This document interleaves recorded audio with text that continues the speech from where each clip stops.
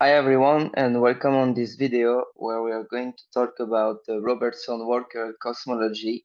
I'm going to present the assumption behind this cosmology, and we will draw the conclusion from the Einstein equation. Okay, so let's start with the assumptions. To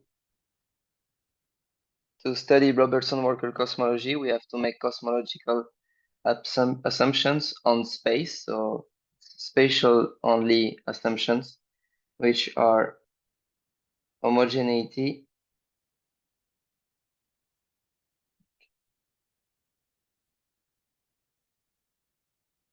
and isotropy.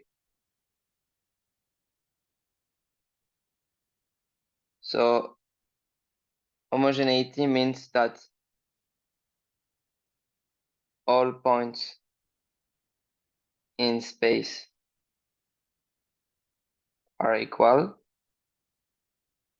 and the in space, I already said that it was spatial assumption and homogeneity is spatial, so but all points in space are equal, while isotropy means all directions in space again are equal with respect to a given point.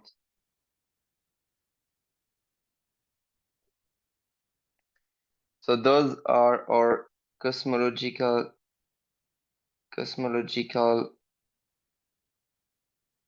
A for assumptions. Okay, cosmological assumptions, homogeneity and isotropy, and from there we can construct the Robertson-Walker line elements and do some cosmology. So if we assume homogeneity and isotropy in our space, in our universe, this presumes a foliation of space-time into a set of space-like three space, which are maximally symmetric. So it means that if I do a time diagram, space-time diagram, I will just draw the time axis.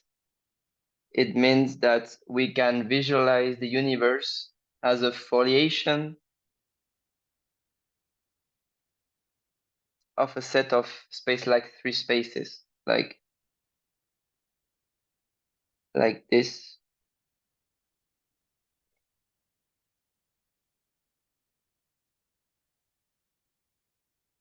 So those hyperspace are maximally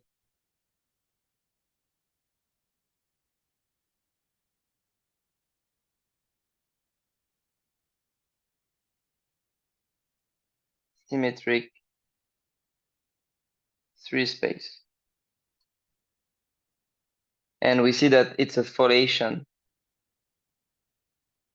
of space-time into a set of space-like three spaces, and each of these three spaces are maximally symmetric. So this visualization of space-time is directly coming from our cosmological assumptions of homogeneity and isotropy, which means that there should be no preferred direction and all points should be equal in space.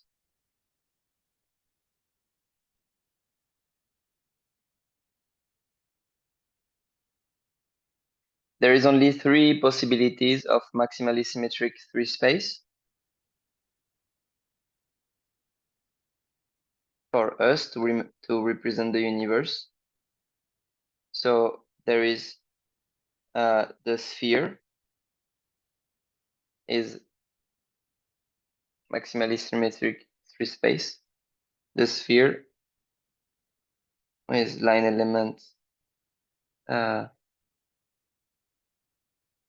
no, maybe no need to write the line element. Okay, so there is the sphere which is a positive curvature, so kappa positive. There is flat space, which is maximally symmetric free space, with kappa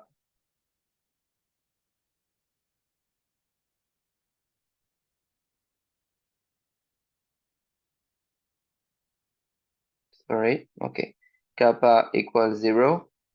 And there is the negative curved space, so hyperbolic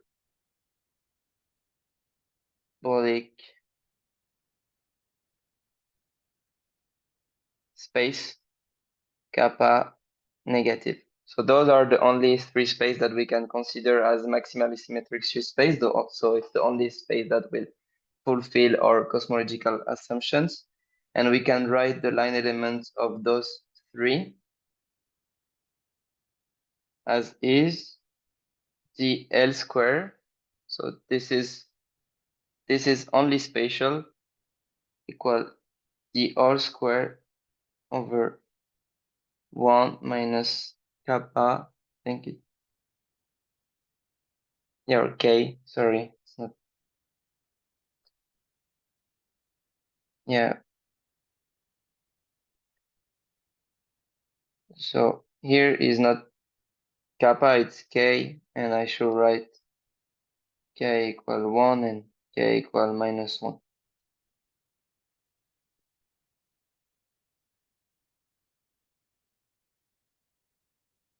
And it's this K that appears here. Okay. Sorry, one moment, please.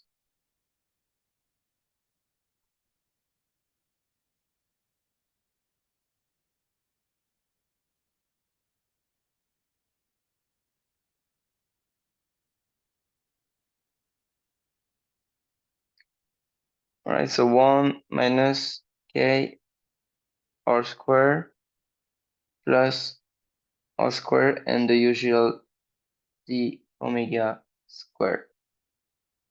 So this line element, this spatial line element, if you want it to be for the sphere, you will have to plug in K equal 1, the flat space K equal 0, and the hyperbolic space K equal minus 1. And for R, you would have to plug in R equal sine of psi.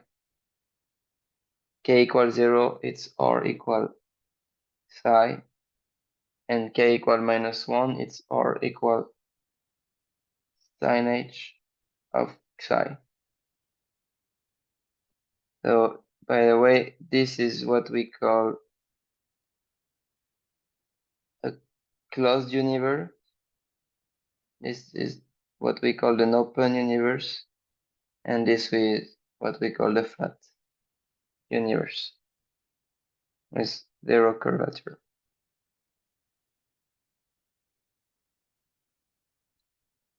Okay.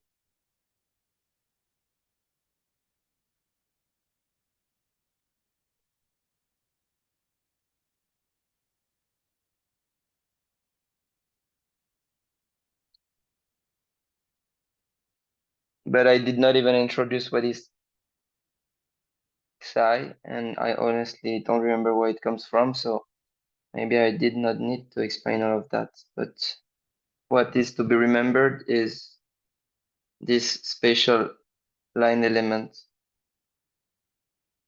with those value of k. All right, so let's move on. From there, we can finally write the Robertson-Walker line element.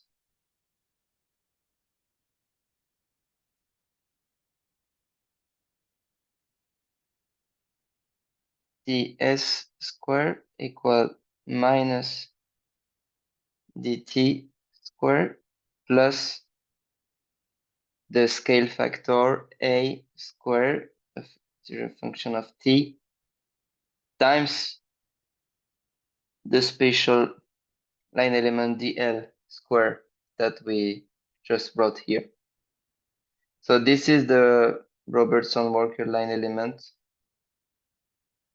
working for open, flat, and closed universe.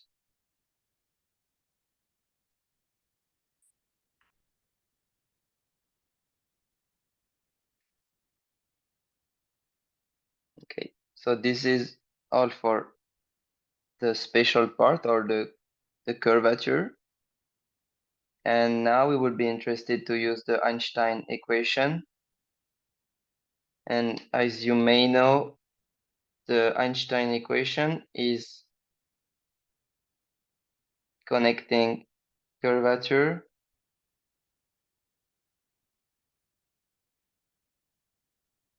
with the energy content of the universe. So we shall now talk about the energy content of the universe before using Einstein equation. So on this side of Einstein equation, we have Riemann curvature, and on this side we have the energy flux tensor and Riemann curvature tensor. Okay, so let's talk about the energy content maybe on the right.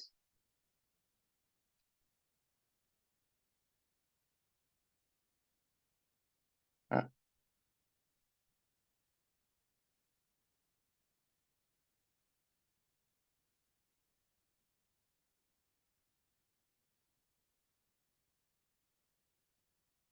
all right. Sorry, I think my laptop just froze. I hope that here we go again. Okay, so I wrote everything about curvature on the left, and we will now talk about the energy content on the right. So then we can draw the Einstein equation and do some cosmology. Okay, here we go. So for the energy content of the universe,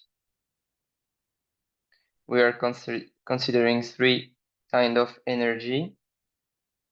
First, on the cosmological scale, we consider galaxy as dust, characterized, yes, dust. Then we consider radiation, such as light and relativistic particles. And then we have to introduce also dark energy or vacuum energy, which is responsible for expansion of the universe, vacuum energy. These are the three kind of energy content that we find in the universe, and they are all some kind of perfect fluids.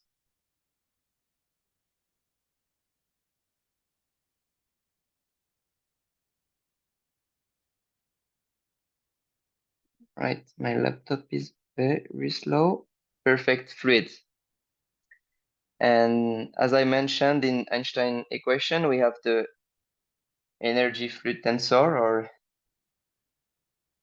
energy tensor. And so in the orthonormal rest frame of those fluids, the energy tensor would look like this. The components, I mean, the time component is the energy density, and then we will have pressure, pressure, and pressure. It's a diagonal 4x4 square matrix. It's a rank 2 tensor. And so now we're interested in energy density here, ED, because my laptop is too slow to write too much. So energy density, and P is pressure. And yes, so dust is characterized by, I will take another color. Dust is characterized by no pressure, P equals 0, which is quite uh, easy to understand. There is no pressure for dust. And the energy density scale as the volume. So it's 1 over A3. So as the universe is expanding, energy density rho will scale as 1 over the scale factor to the power of 3. It scales as because the volume is expanding. Then for radiation is characterized by P equal rho over 3. And there are different manners to prove and to show this result, but it follows mainly from electromagnetism and the Maxwell equations.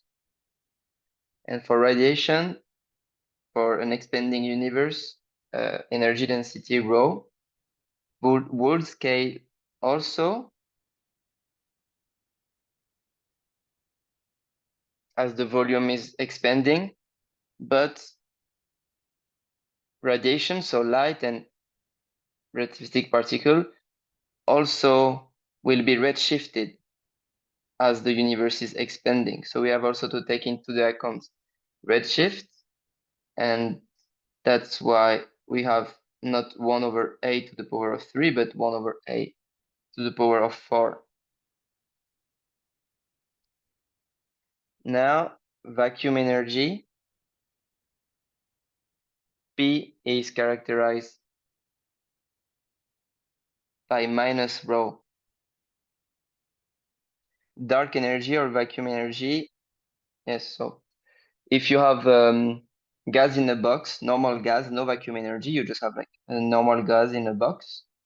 And if you expand this box, but you keep the same content inside the box, the density will decrease, right? Because it's positive pressure. But here, vacuum energy, we say that even though the universe is expanding, the energy density rho will stay constant. That's what we call vacuum energy, is that even though the universe is expanding, energy density rho stay constant. So then the pressure is equal to minus rho.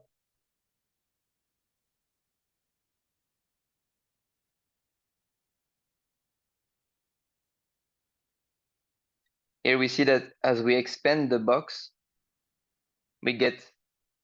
as we expand universe, we get more and more vacuum. And because we say now that vacuum has energy, it means we get more and more vacuum energy in order to keep energy density constant.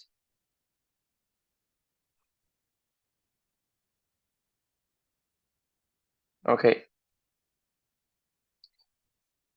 So now that we have the curvature of the universe and the energy content of the universe, we can start to do some cosmology, meaning we can look at the dynamic of the universe using Einstein equation. So I will do it here.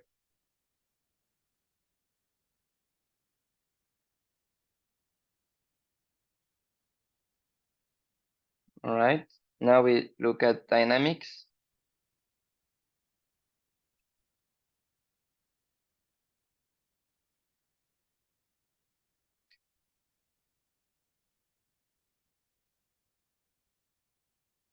Like I said, Einstein equation is relating curvature. I think Einstein equation is something like this: the Ricci tensor minus 1/2 the metric tensor times the Ricci scalar equal 8 by maybe G, of course, the energy free tensor, and it's probably divided by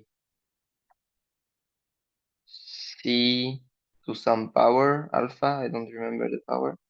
That's energy, that's Einstein equation, so we see that it's relating curvature to the energy content of the universe. And if we take the time component of our energy tensor, we get the Friedmann equations, which are the cosmological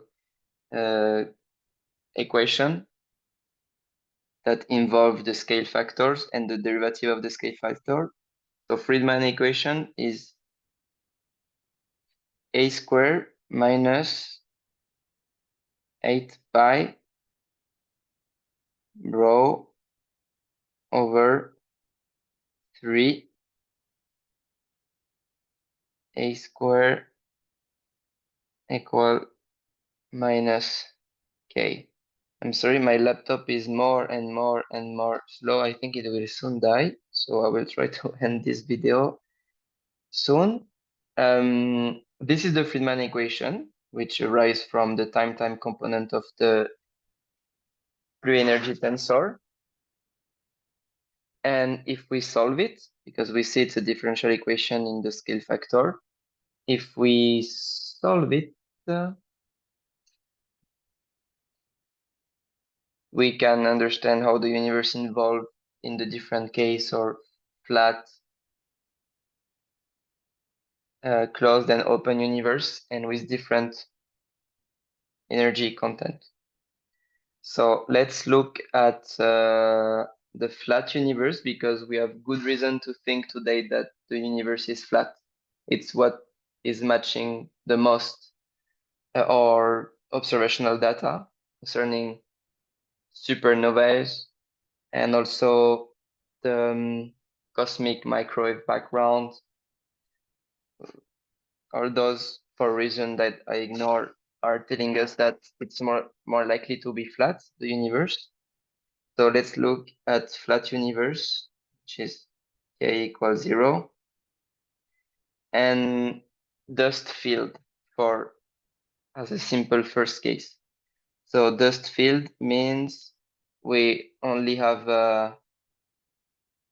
dust, so p equals 0 and rho equal some constant over a squared, r third, r cube, a cube.